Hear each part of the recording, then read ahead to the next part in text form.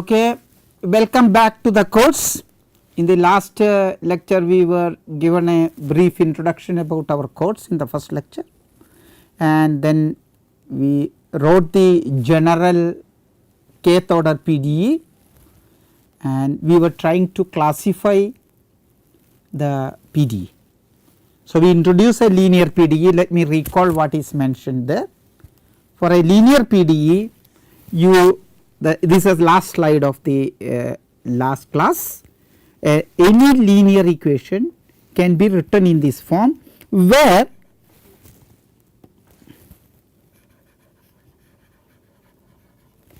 so maybe I will use the same color, where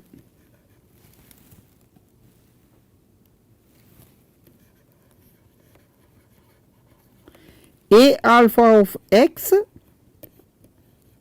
are given functions. You have to understand, are given functions.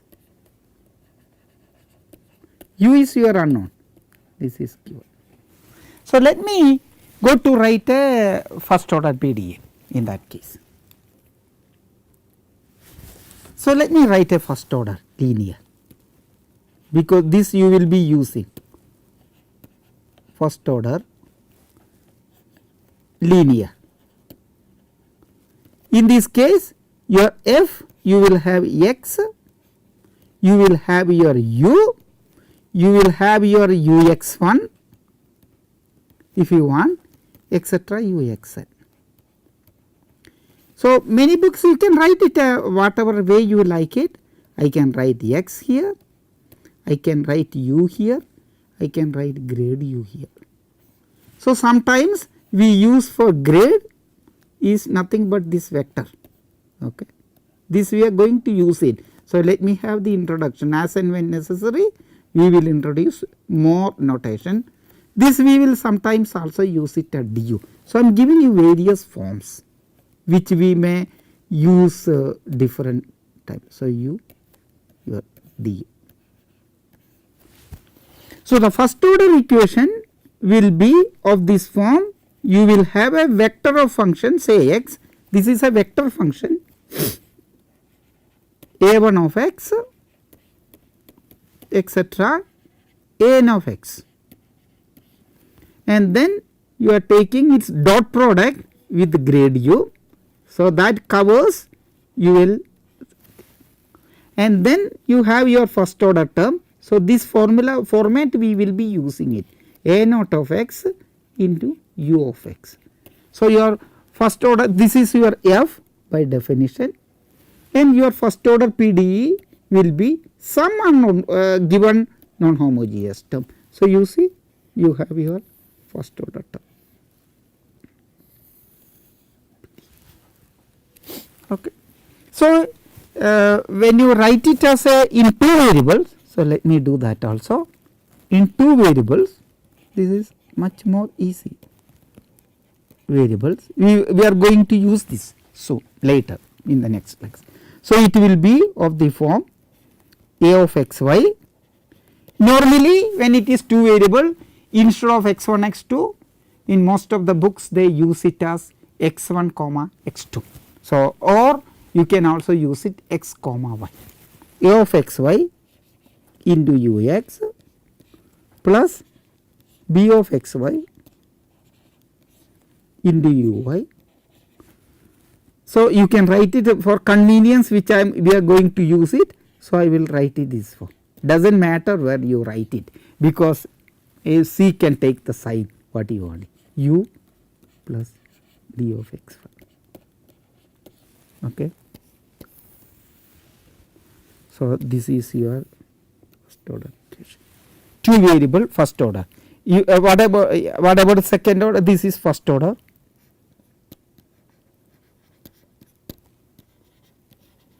How about second order in two variable? Second order is easy. Similarly, a will be a function of x and y. We may not write all the time x y. So, a of xy uxx. So, you will have b into uxy you will have C where A, B, C are not constants, need not be constant. C into U y y plus D U x plus E u y plus F u equal to G. So, you see you can write your some of the terms may be absent, not that every term. This is the most general form of first and second order equations. The last two are the most general form of first and second order linear equations in two variables. And the first order equation, this equation, this is the most general form of first order equations in n variables. That way you can write second order, third order, but then when you go it will be more and more difficult. That is how the notation is so comfortable. You see your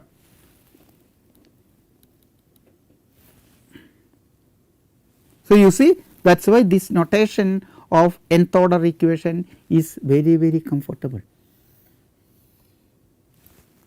This is the thing. So, that sets the now go to the quasi-linear equations. Okay, we will do quasi-linear.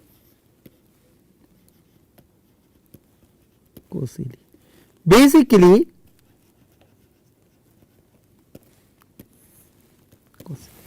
we are looking for, see in the earlier case you look for the collective linearity with respect to all the unknown and its derivatives, u, the ux, ui, uxx and all variables and thing, you look for a collective linearity. What in quasi-linearity you look for is the linearity with respect to the highest derivatives. So, I can write my f of x, a general equation I can do it in a different style. General equation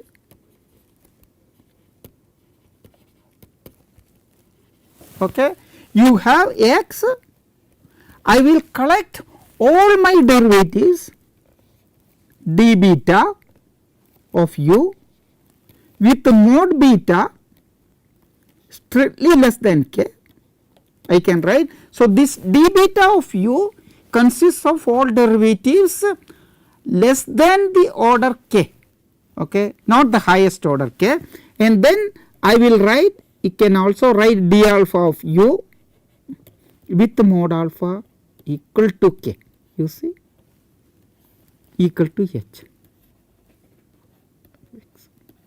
So, you have this equation, same equation I am writing, I am separating the terms involving mod alpha equal to k and separating the words thing.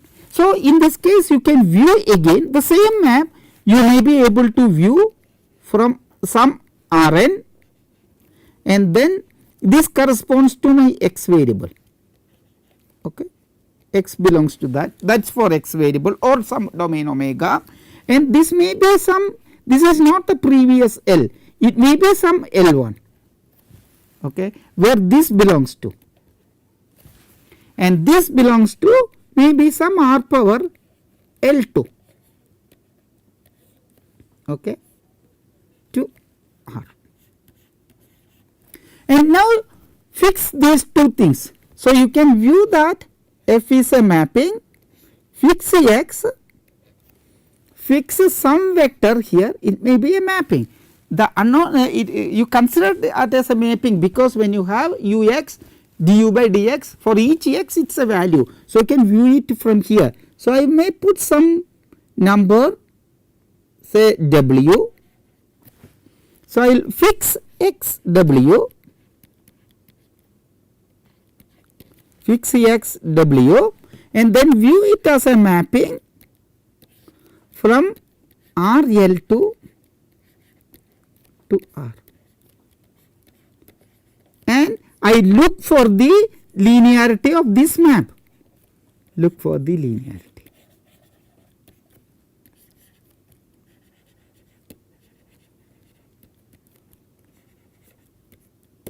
Okay. So, again from linear algebra, the linear algebra, if you do not know, again prove this. exercise. Okay. So, from linear algebra I can write my f will be x d bar beta of u mod beta less than k d power alpha of u mod alpha equal to k will become, because I need linearity with respect to d power alpha of u part only. So, only that d power alpha of u with mod alpha equal to k gets separated. So, this will be of the form summation, you will get only d power alpha of u with mod alpha equal to k. Okay. And then my coefficients which is given will depend on not only x, it will also depend on my d power beta of u. So, I need some space. So, let me write this d power beta. So, mod beta less than k into d power alpha of u. So, you see my quasi linear equation will look like this. Okay. So, let me write down the first order. So, what about the first order now?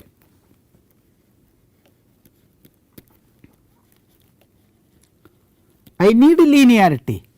I do not need linearity with respect to u. I need linearity only with respect to grade u. So, your first order equation, and a earlier if you looked at it, a depend only on x, not on u.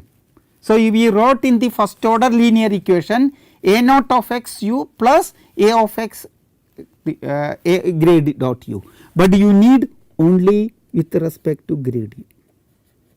So, this is how it will look like.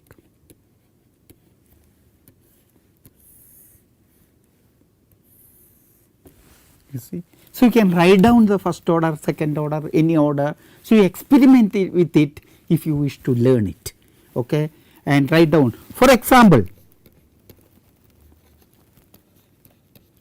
this is a very classical example, anyway you will be studying and again use it. ut plus, which we are going to next class, cux equal to say hx. This is a linear equation. I wrote it because we want to study linear, but then this is the conservation law, ux equal to h of x. This is quasi linear.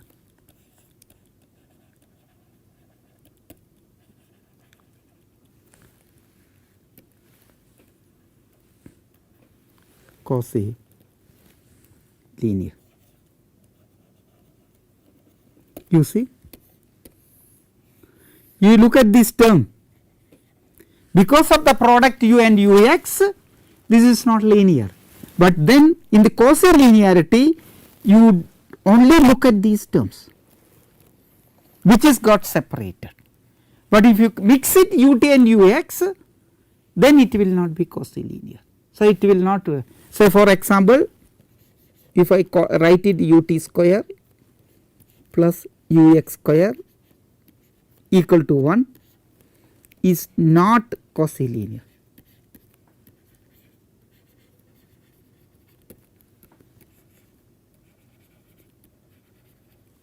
Okay. Keep this in mind.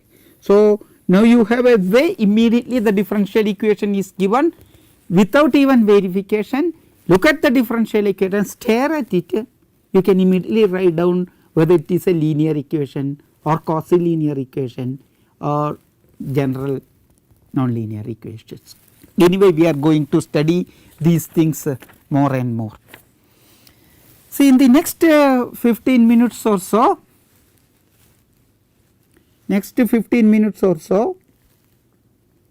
I want to make some remarks. Okay. This is a general talk remarks.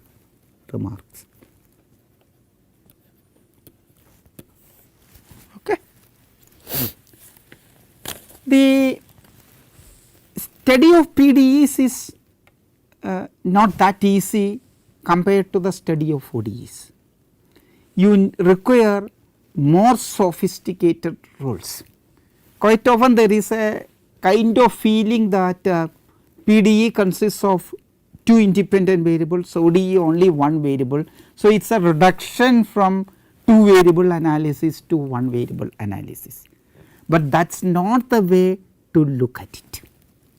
So, if you look at it ODE and PDE, you will eventually get the idea. ODE is basically a finite dimensional analysis, that is what you have to see. Even though one independent variable, ODE, you do the analysis in Rn, okay, because you will have a system. So, ODE is a finite dimensional analysis.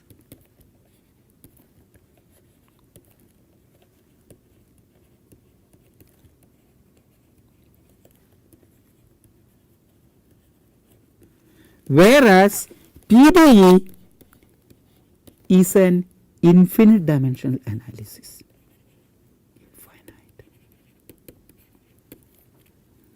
dimensional analysis. That makes the things whole analysis different. You know that in finite dimension you have the analysis, there are many things which you can do it, there are many results, like the one of the major issues are their compactness, and you have nice compactness theorems which you can recognize by closed bounded sets. On the other hand, in the infinite dimensions things are not that easy. So, it is not about ODE is a 1 variable differential equation, PDE is a 2 variable differential equation, 2 independent variable equation. The analysis is based on where you look for solutions.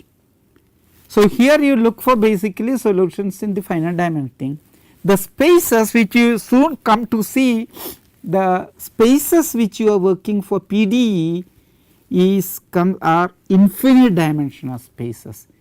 You will get to see very little in these codes, that is what you need, it more sophisticated tools to study PDE. That is one remark I immediately want to tell. The second most important remark which I want to tell about the study of even linear equation.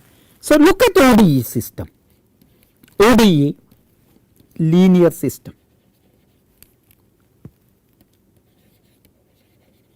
ODE linear system. How do you write an ODE linear system? Dx by dt, x is a function of one variable, one independent variable, that is equal to sum a into xt. Let us look at the autonomous system, okay. That means a system with constant coefficients basically. So, A is an n by n matrix,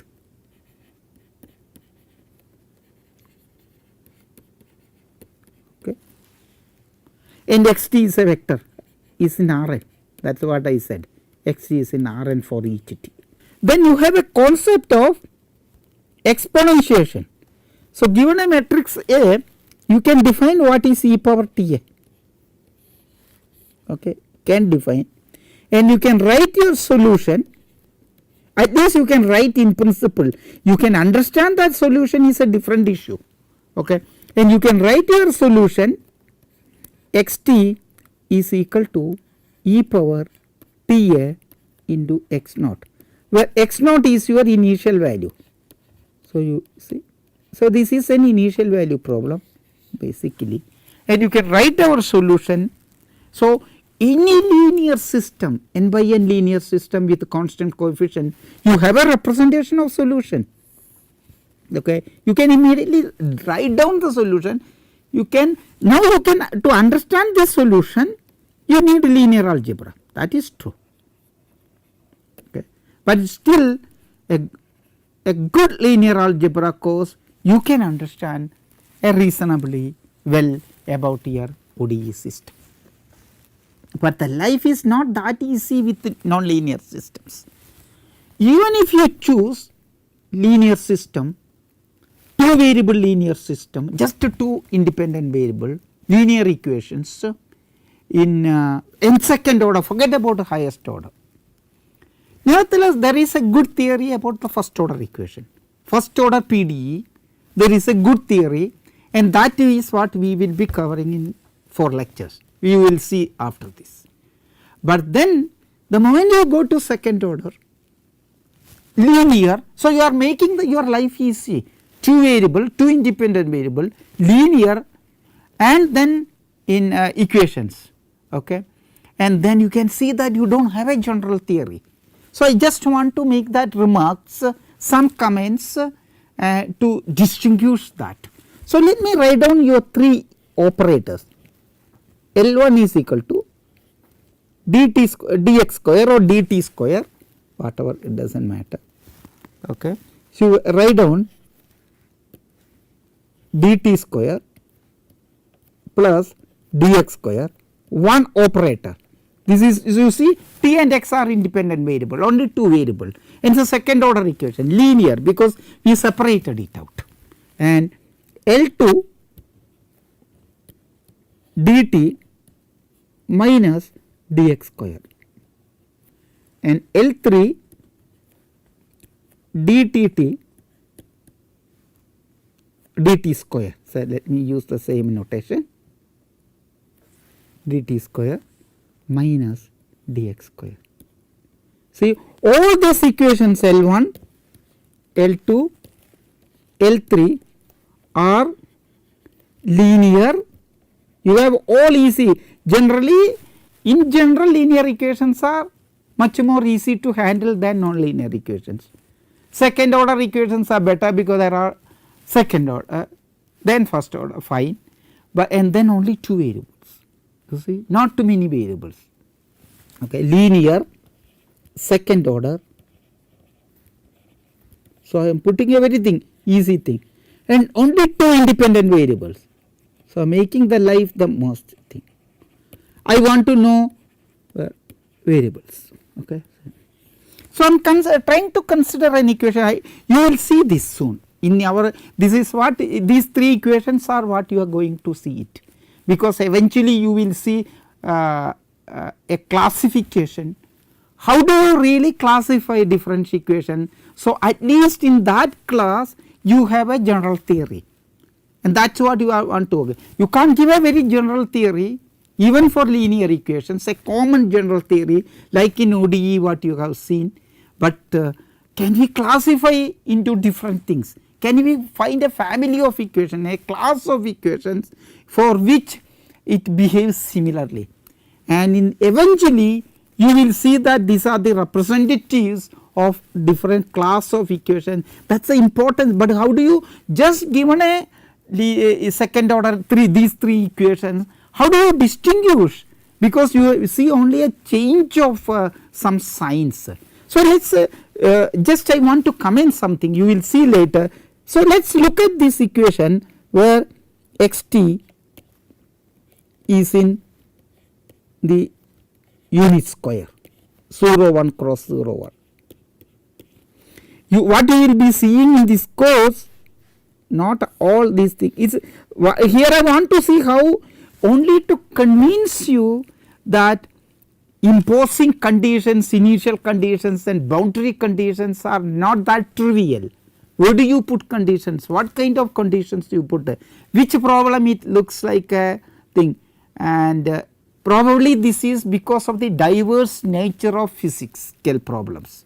Okay, different problem, physical problems, even though it may lead to nice linear equations, it will not be handled in the same way.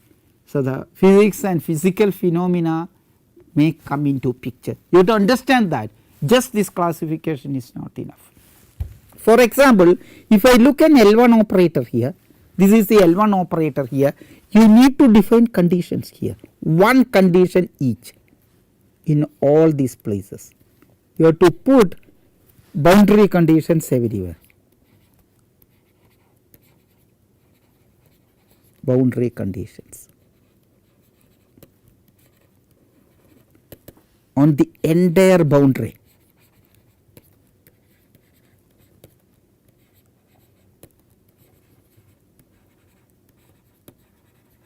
But on the other hand, if I take the same equation, no, on the other hand, if I take the same domain and I consider the same, and if I consider the L2 operator here, I need a condition here, I need a condition here, I need a condition here, condition to be imposed to get a good theory. On the other hand, you should not put a condition here, you have to be careful, no condition.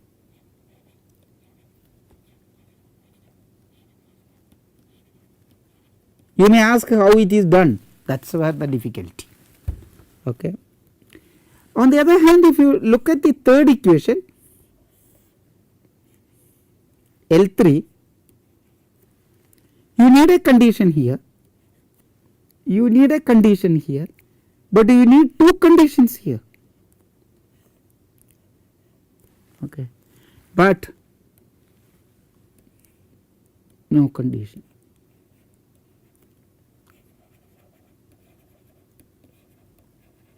Okay. So, you see very simple equations, the conditions they way, I am not looking at its physics. So, this forces you need to understand these equations well, you want to understand how do you put conditions. So, later as we go along in this course, you will see that these equations are coming from different physics. For example, the L1 even though it is a two variable equation, it is actually a two variable equation in the equilibrium state of a two dimensional phenomena. Okay. So, you have a two dimensional phenomena which is dynamics and time is coming into it. So, two independent variable where t and x are both a spatial variable with a time variable, third variable, and it is equilibrium state of that. So, it is a two dimensional problem. On the other hand, the L2 and L3, the t is a time already. In the first one, t is not a time, it is a spatial variable. In the second thing, physically t is a time variable and x is the spatial variable. So, it is a phenomena from physics of the one dimensional phenomena, and the third one is also like that. So, it looks like another way of distinguishing differential operator, whether it is an equilibrium state or it is a time dynamical system of equation. So, L2 and L3 you feel that maybe it is a similar type of equations. Yeah, you cannot judge immediately. Okay. With one more last thing, last comment, maybe I will stop here. So, this is one observation which you do it. So, we want to have another observation of the same, another. This is not easy to obtain, another observation, only I am making comments which you will see in the course. I do not call it observation because we are not observing it, we are only remarking it, another remark. Another remark is regarding a kind of weak solution. You can define another solution. Okay.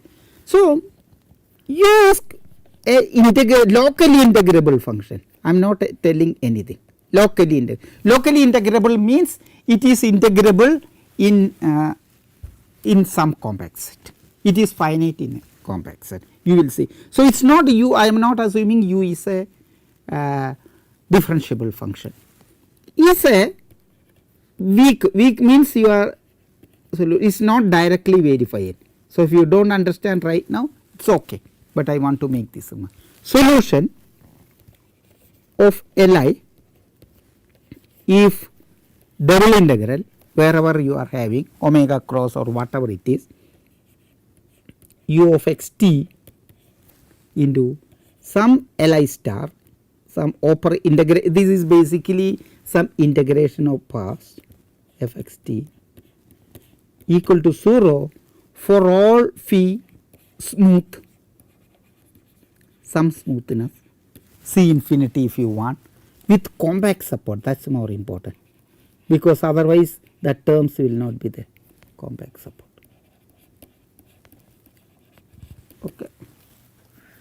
So, you have another weak concept of a weak solution. So, these concepts you may not learn much, but we will try to indicate here and there, and that will be part of a third another PDE course. As I said, you need more sophisticated tools. But what is the remark I want to make it here? Okay, you can immediately see that you take v of x plus t, locally integrable function, or you take v of x minus t, are weak solutions of L3 you can get. That means you can immediately get non-smooth solutions in this sense, in the sense of this definition. Okay. You can get non-smooth solutions, but for L2, L1 and L2, it will automatically give the solution is smooth. This is just to show you L1 and L2 has something common now. Earlier you have seen that dynamical way, where L2 and L3 are somewhat common, because it is I told you that you have to view it as a dynamical system, and you see that one boundary is removed in putting the conditions. Okay. So, you view that T is a kind of ODE operator, X is the spatial variable, but here you see the L1 operator and L2 operator in some sense is a smoothing operator. So, even if you are looking for a non-smooth solutions in a different sense, the such solutions turned out to be not smooth. So, you will see that a drastic difference when you study the wave equation.